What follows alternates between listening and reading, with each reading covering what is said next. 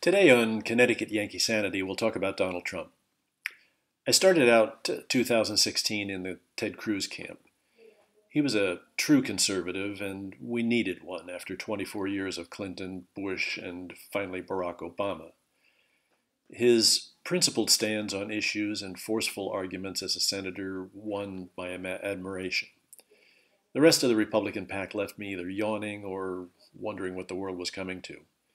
Jeb Bush, in particular, stoked my anxieties. Perhaps it was that ridiculous exclamation point hung behind his first name, an idea that I suspect came to him as a consequence of playing too many rounds of pin the tail on the donkey. Whatever, he was a particularly distressing example of panty-waist republicanism. If he'd copped the nomination, I was prepared to fly to Bhutan and join a monastery there, where, far from the madhouse of U.S. politics, I could live out my days in contemplation. For me, it was Cruz or bust. Then, the brash, wildly improbable Trumpster waded in, like a silverback gorilla into a troop of monkeys, and began swatting away his dumbfounded adversaries. Finally, only Cruz remained. But it soon became apparent that he too would be sent flying. Mr. Trump is, to understate it, an acquired taste, and I winced, flinched, and cringed, along with pretty much everyone else, at his language and Street Fighter style. His lying Ted taunt was bad enough, but when he went after Cruz's father, I wondered whether I'd have to sit 2016 out, as there was obviously no question of voting for Hillary Clinton. My dismay at his brazenness and Senator Cruz's inability to parry it took me a while to get over, but at length I gave the Trumpster my vote. It finally dawned on me that he could kick over the table in Washington. He might give us a chance at putting the brakes on what has become the fourth estate in U.S. politics, our unelected, bloated, self-serving federal bureaucracy. It was a heavy table to kick over, laden as it was, and unfortunately still is, with goodies for 2.6 million employees, a number larger than the population of the original 13 colonies. The Trumpster would need his steel-toed work boots, welder's mask, and insulated gloves, plus all of his considerable wits. In his previous life, Mr. Trump generally enjoyed the respect of those working in his businesses. He found a less appreciative crowd waiting for him in Washington. It's no newsflash that the federal bureaucracy is heavily left-leaning, and why not? The left favors big government and the jobs, fringe benefits, and comfy pensions that go with it.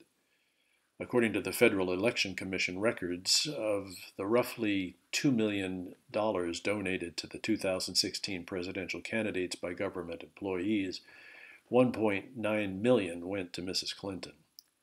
Department of Justice and State Department donors gave her 99% of their contributions, IRS donors 94%. The new president was taking over a bureaucracy neither thrilled about his victory nor anxious to help him carry out his agenda. Presidents come and go, but the bureaucracy lives on and has to look after its interests. 3 years on to the fury of the left, Mr. Trump has boosted employment, strengthened the economy, brought businesses back from overseas, begun important arms control initiatives with North Korea and Iran, called the Chinese to account over their hostile trade practices, and tackled border security. Above all, he has given most Americans, with the exception of the congressional Democrats, the far left, and the remaining never-Trumpers, renewed hope for a better life.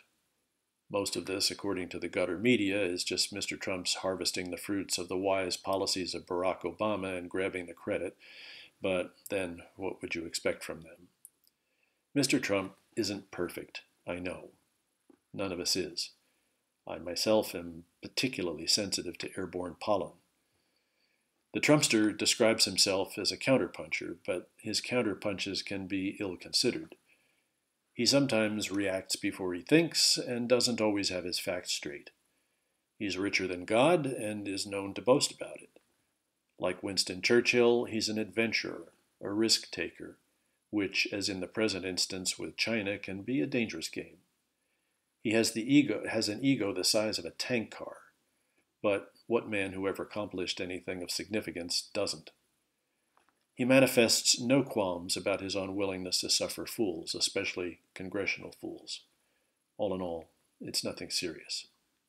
His virtues, however, must command the respect of anyone who isn't a lily-livered liberal. Here's a random sampling. As a remarkable alternative to presidential politics as usual, he's a man for the people who relates to ordinary Americans. The more working class, the better. Also, like Churchill, he brims with energy and is capable of an extraordinary volume of work on very little sleep. He's an innovative results getter. Faced, for example, with non-cooperation on border security from our befuddled Congress, he reached out to Mexico and Guatemala to move the project forward. Despite unprecedented obstruction, he pursues his campaign promises with extraordinary commitment. Although an iconoclast as a domestic politician, he handles foreign affairs with consummate diplomacy, as in his meeting with Arab leaders in the Middle East early in his presidency, or his recent state visit to the Queen of England. He, almost unique among presidents, doesn't cave in to media bullying. In short, he's a brilliant executive who is more than capable of surviving politically in the Washington fever swamp. In our cynical age, to speak of heroism, especially in a politician, is to invite sneering condescension and ridicule. But Mr. Trump has displayed heroism. A lesser man in his position would have given up and gone home. No president in our history has had to cope with the sustained, hate-filled attacks and the obstruction he has. His political enemies harass him 24/7 with lies, invective, and all manner of underhanded stratagems, and yet he perseveres, never losing his sense of humor. Speaking of which, he does stand-up comedy better than anyone in the business, with the possible exception of Dennis Miller or Greg Gutfeld. The Democrats, like the socialists they admire, play the long game, setting the agenda, defining the vocabulary, and keeping the Republicans permanently on the defensive. Mr. Trump tapped into the widespread disgust felt by many Americans at the hypocrisy and self-serving character of the political class. We've long been aware that they come first and we second, if at all. Now, the left in particular is confronted with a former New York Democrat who has morphed into a Republican and handed them a huge smackdown. He's done to the Democratic Party leadership en masse what Tulsi Gabbard did to Kamala Harris when she sucker punched her in the last debate. No wonder the Democratic poobahs hate him. Well, Tufsky. Nancy Pelosi's attack dogs, if it makes them feel better, can continue to yelp all they want about impeaching him.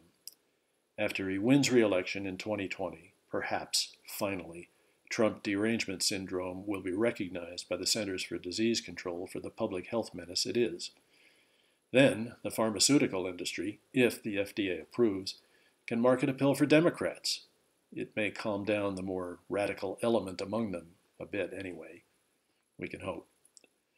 Thanks for watching. Be sure to click like and subscribe to support the channel, and pass the link along.